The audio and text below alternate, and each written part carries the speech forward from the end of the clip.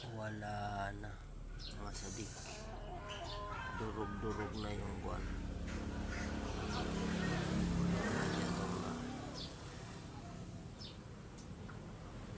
Basag-basag na po, sobrang pagka-stuck. May remedyo na lang po yung radiator niya, pinagagawa po sa atin. Overheat na naman yung sasakyan niya.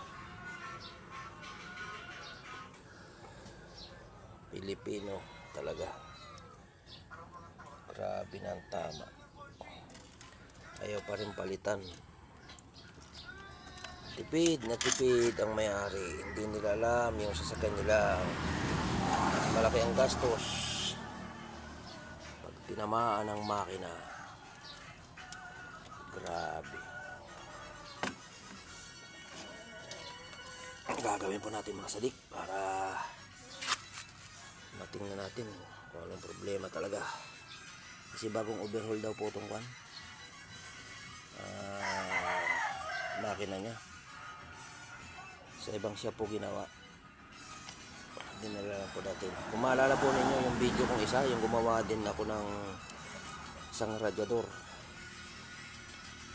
sa ibang shop din po yun, yung Revo. Overheat din po. Ito mayroon naman po tayong radiator na gagawin. Overheat din po ang sakit dahil po sa remedyong yan. Basag ang radiator niya, ka-over ko lang daw po, overheat manin. Overheat na naman. Kaya tingnan po natin kung ano magagawa natin dito para matulungan natin yung may-ari.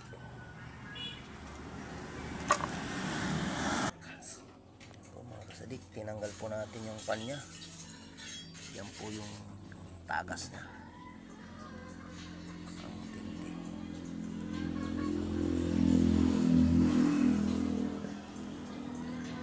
May tama din po yung radiator sa pan. Huwag po natin buksan.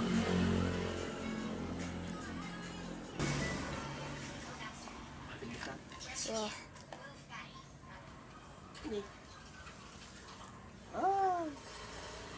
Kaya pala po yung epoxy dito pala basag, matindi pa lang naabot nito. Kaya pala po tinagtag ng sinawa dahil dito yung lumalabas ng tubig. May butas po siya.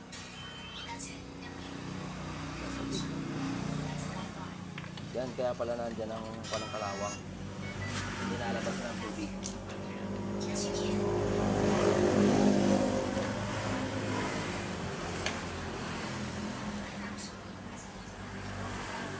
Kahit ano pong gawin ng epoxy dito, wala to.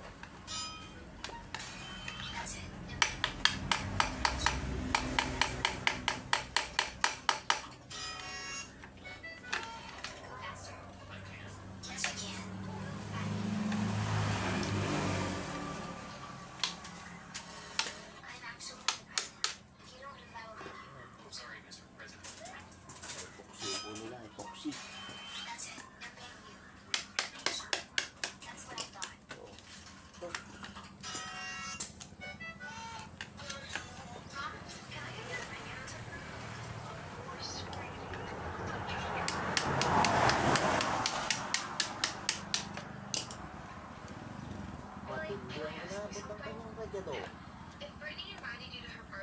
Yan po mga sadik yung remedyo. Nire-remedyo.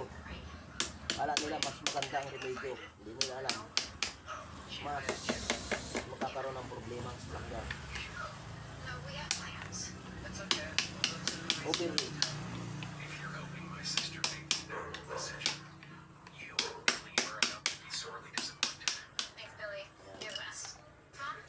Grabe.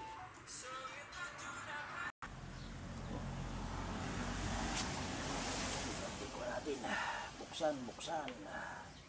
Tingnan po natin.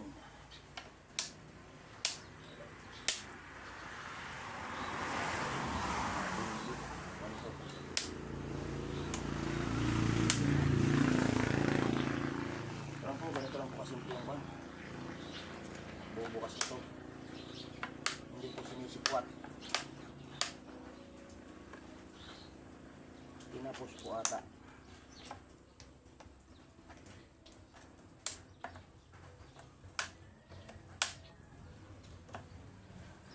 May pambukas po tayo nito talaga.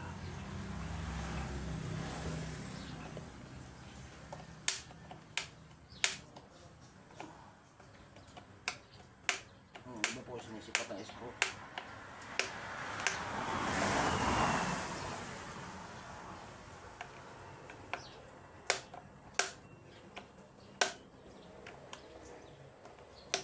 Ayan po nasilik ko.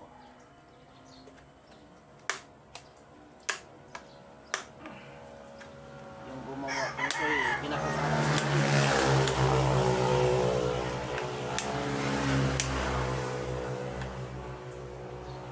sa mga ganitong plastic.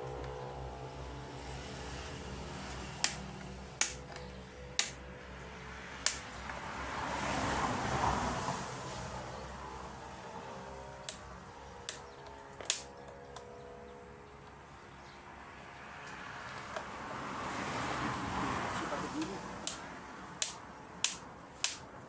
Ow. Stainless po kasi ito eh.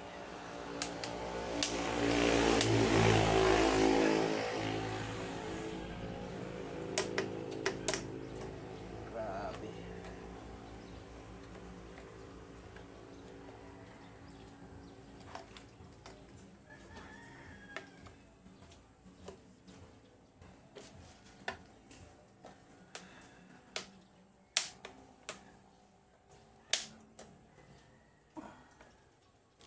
Mga sadik.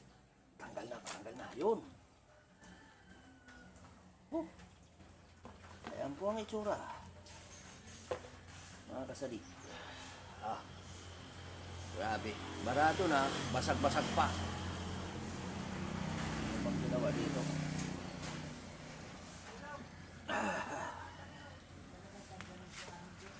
Ay, abangan po na ninyo sa kwan. At haba ang video natin. Pag binubuo na po natin.